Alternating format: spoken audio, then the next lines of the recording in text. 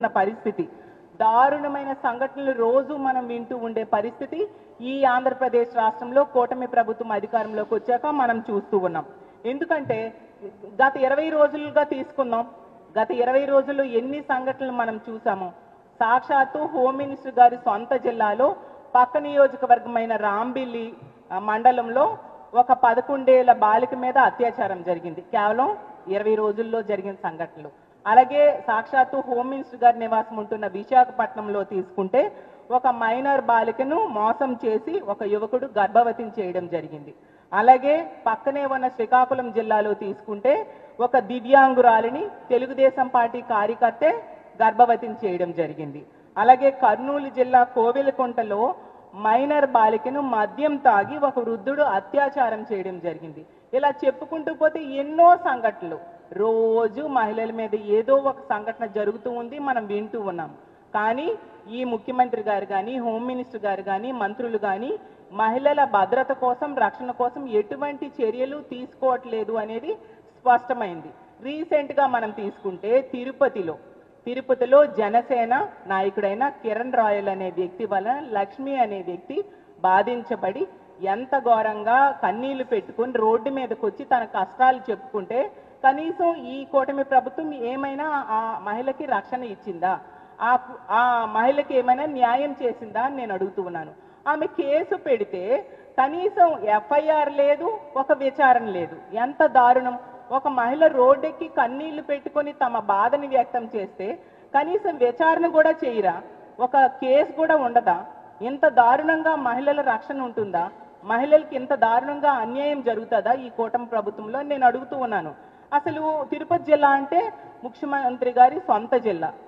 తీసుకుంటే హోంమంత్రి గారు ఒక మహిళ హోంమంత్రి ఉన్న రాష్ట్రంలో మహిళల పరిస్థితి ఎంత దారుణంగా ఉన్నాయో మనం అర్థం చేసుకోవచ్చు. అలాగే ఎంత ఘోరం అంటే పవన్ కళ్యాణ్ గారు రాయలసీమ వెళ్ళినప్పుడు ఏం చెప్పారు? ఎన్నికల సమయంలో మహిళలకి ఎక్కడైనా అన్యాయం జరిగితే అన్యాయం చేసిన వాళ్ళకి తాట తీస్తాం, అలాగే తొక్కి పెట్టి నార తీస్తాం అన్నారు. మరి మీ పార్టీ నాయకుడు ఒక మహిళకి ఎంత అన్యాయం చేస్తే తిరిగి డబ్బులు తీసుకొని డబ్బులు చెల్లించకుండా తిరిగి బెదిరిస్తూ ఉంటే, వేధింపులు గురి చేస్తూ ఉంటే మీరు తాట తీశారా, తొక్కి పెట్టి నార తీశారా పవన్ కళ్యాణ్ గారు అని నేను అడుగుతూ ఉన్నాను. మరి మీరు మహిళలకి ఎంత అన్యాయం జరుగుతూ ఉంటే మీరు చూస్తూ ఎందుకు ఊరుకున్నారు అని నేను అడుగుతూ ఉన్నాను. అసలు పోలీసులు పట్టించుకోలేదు సరికదా? అసలు ఎక్కడైనా ఏదైనా రాష్ట్రంలో బాధితులు ఉంటారు, నిందితులు ఉంటారు. నిందితుల మీద కేసులు పెడతారు, బాధితులకి రక్షణ కల్పిస్తారు. ఈ కూటమి ప్రభుత్వం అధికారంలోకి వచ్చాక మాత్రం రివర్స్లో బాధితుల మీదే తిరిగి కేసులు పెడతారు. దానికి ఈ లక్ష్మి గారి ఉదంతమే నిదర్శనం. ఆవిడ వలన ప్రభుత్వానికి చెడ్డ పేరు వస్తుంది అని చెప్పి ఈరోజు ఆమె మీద కుట్రపూరితంగా కేసులు పెట్టి అరెస్ట్ చేయడం జరిగింది. ఈ రాష్ట్రంలో రెడ్ బుక్ పాలనకు ఇదొక బెస్ట్ ఎగ్జాంపుల్గా నిలిచింది. అంటే బాధితుల మీద కేసులు పెడతారు, నిందితుల్ని రక్షిస్తారు అనే విషయం ఈ రాష్ట్ర ప్రజలందరికీ క్లియర్గా అర్థమైపోయింది. ఈ రాష్ట్రంలో చూసుకుంటే ఎన్నో సంఘటనలు జరుగుతూ ఉన్నాయి. మనం చూసాం, టీడీపీ ఎమ్మెల్యే అయిన ఆదిమూలం అనే వ్యక్తి ఒక మహిళని వేధించాడు. ఆ మహిళ కూడా ఈ రాష్ట్రంలో రక్షణ లేదని పక్క రాష్ట్రంకి వెళ్ళి ప్రెస్ మీట్ పెట్టి చెప్పడం జరిగింది. కానీ no police, no case, no arrest. అలాగే తీసుకుంటే జనసేన నాయకుడైన ఈ కిరణ్ రాయల్ అనే వ్యక్తి విషయంలో కూడా మనం చూసాం, ఆ లక్ష్మి అనే మహిళను బ్లాక్మెయిల్ చేసినా కూడా no police, no case, no arrest. అలాగే తీసుకుంటే తిరువూరు ఎమ్మెల్యే కొలికపూడి శ్రీనివాస్ గారి వేధింపుల వలన ఒక మహిళ ఆత్మహత్య యత్నం చేసుకుంది. ఆ సంఘటనలో కూడా no police, no case, no arrest. అలాగే తీసుకుంటే జనసేన ఎమ్మెల్యే పంతం నానాజీ గారి వలన ఒక దళిత ప్రొఫెసర్ని అతను దండించడం జరిగింది. కానీ no police, no case, no arrest. అంటే ఎంత దారుణమైన పరిస్థితులు నెలకొని ఉన్నాయో అర్థం చేసుకోవచ్చు. ఈ రాష్ట్రంలో ముఖ్యమంత్రి గారికి కానీ, హోమ్ మినిస్టర్ గారికి కానీ మహిళలంటే అలాగే ప్రజలంటే ఇంత చులకన భావన ఉందా అనేది విషయం స్పష్టంగా అర్థమవుతుంది రాష్ట్ర ప్రజలకి. అలాగే మొన్ననే విన్నాం, అనంతపురం జిల్లా తాడిపత్రి పట్టణంలో ఒక విఆర్ఓ దగ్గరికి ఒక మహిళ వెళ్ళి రేషన్ కార్డు కావాలి అని అడిగింది. అడిగితే ఆ విఆర్ఓ ఏం చేశాడు? మీ కూతుర్ని మా ఇంటికి పంపిస్తే రేషన్ కార్డు ఇస్తాను అని చెప్పాడు. ప్రభుత్వ సంక్షేమ పథకాలని అందుకోవాలి పేద ప్రజలు అంటే వాళ్ళ మానాల్ని పనంగా పెట్టాలా ఈ కూటమి ప్రభుత్వంలో అని ముఖ్యమంత్రి గారిని, హోమ్ మినిస్టర్ గారిని నేను అడుగుతూ ఉన్నాను.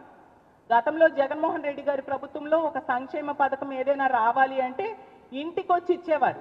అలాంటిది ఈ రోజు ఈ కూటమి పాలనలో తమ మానాల్ని పనంగా పెడితే గానీ సంక్షేమ పథకం రాదా? ఎందుకు వీళ్ళు ఇంత విజృంభించి ఇంత ధైర్యంగా ఆ మహిళని వాళ్ళ కూతుర్ని ఇంటికి రమ్మని చెప్పారు అంటే ఎంత ఘోరంగా ఇక్కడ శాంతి భద్రతలు విఫలమయ్యాయి, మహిళల రక్షణలో ఈ కూటమి ప్రభుత్వం విఫలమైంది. కాబట్టి ఈ రోజు ఈ దుర్మార్గులకి ఇంత ధైర్యం వచ్చి ఇంత ధైర్యంగా వాళ్ళ అమ్మాయిని రమ్మని చెప్పేంత ధైర్యం వచ్చింది. ఆమె స్వయంగా ఒక వీడియో చేసి సోషల్ మీడియాలో పోస్ట్ చేసింది. అంటే ఈ ప్రభుత్వం న్యాయం చేయదు కాబట్టి ఈ విధంగా చేస్తే అయినా మాకు న్యాయం జరుగుతుంది అని ఆ మహిళ భావించింది. అంటే ఎంత దారుణంగా ఈ రాష్ట్రంలో లా అండ్ ఆర్డర్ ఉంది, మహిళల రక్షణ ఎంత దారుణంగా ఉంది అనే విషయం మనం అర్థం చేసుకోవచ్చు. ఈ రోజు తీసుకుంటే అత్యాచారం జరగని రోజు లేదు, అఘాయిత్యం జరగని జిల్లా ఈ రాష్ట్రంలో లేదు. అసలు రెడ్ బుక్ రాజ్యాంగానికి బెస్ట్ ఎగ్జాంపుల్గా ఈ రాష్ట్రంలో పాలన సాగుతూ ఉంది. ఎందుకంటే పోలీస్ వ్యవస్థని శాంతి భద్రతల పరిరక్షణ కోసం కాకుండా ఈ రెడ్ బుక్ రాజ్యాంగం అమలు మీద దృష్టి పెట్టేట్టుగా ఈ ప్రభుత్వం ఆ పోలీస్ వ్యవస్థను ఉపయోగించుకోవడం వలన శాంతి భద్రతలు ఈ విధంగా దిగజారిపోయాయి. మహిళల రక్షణ కొరవడిన పరిస్థితి మనం చూసాం. అసలు నిన్ననే మనం చూసాం హైకోర్టు అయితే పోలీసుల మీద ఎన్ని చేవాట్లు పెట్టిందో. హైకోర్టు అడిగింది సీసీటీవీ ఫుటేజ్ అడిగితే కోతుల వలన కాలిపోయిందని పోలీసులు చెప్పారంట. ఎంత దారుణం! హైకోర్టు ఆదేశాలను కూడా పట్టించుకోకుండా పోలీసులు ఉన్నారు అంటే ఎంత దారుణమైన పరిస్థితులు ఈ రాష్ట్రంలో ఉన్నాయో, ఈ పోలీస్ వ్యవస్థ ఎంత ఘోరంగా నిర్వీర్యం అయిపోయిందో ఆంధ్రప్రదేశ్ రాష్ట్రంలో కూటమి ప్రభుత్వం వచ్చాక అనేది మనకు క్లియర్గా అర్థమవుతూ ఉన్న పరిస్థితి. అసలు ఈ రోజు హోమ్ మినిస్టర్ గారైన అనిత గారి సొంత జిల్లాలో ఈ కూటమి ప్రభుత్వం వచ్చాక 22 మంది బాలికల మీద అఘాయిత్యాలు జరిగాయి. అసలు ఎంత దారుణమైన పరిస్థితులు నెలకొన్నాయో మనం అర్థం చేసుకోవచ్చు. ఒక మహిళా హోంమంత్రి ఉన్న జిల్లాలో ఇన్ని సంఘటనలు బాలికల మీద జరిగాయంటే ఎంత ఘోరంగా ఈ దుర్మార్గులు విజృంభిస్తూ ఉన్నారు అనే విషయం అర్థం చేసుకోవచ్చు. అసలు ఈ కూటమి ప్రభుత్వం అధికారంలోకి వచ్చాక ఇన్ని కేబినెట్ మీటింగ్స్ అయ్యాయి, ఏ రోజైనా శాంతి భద్రతల మీద దృష్టి పెట్టారా? మహిళలకి రక్షణ కల్పించడం మీద దృష్టి పెట్టారా? ఒక సమీక్ష మీరు నిర్వర్తించారా అని నేను అడుగుతూ ఉన్నాను. అది మానేసి ఎంతసేపు కూడా శాండ్లో లెక్కర్లో కమిషన్లు ఎలా తీసుకోవాలి వాటి కోసం ఆలోచించారు, వాటి కోసం సమీక్షలు చేశారు తప్ప మహిళల భద్రత కోసం ఎటువంటి సమీక్షలు చేయలేదు. ఇది రోజు మేము చెప్తూ ఉన్నాము. సాక్షాత్తు ముఖ్యమంత్రి గారు నిర్వహించిన సర్వేలో కూడా పోలీస్ శాఖ అనేది 18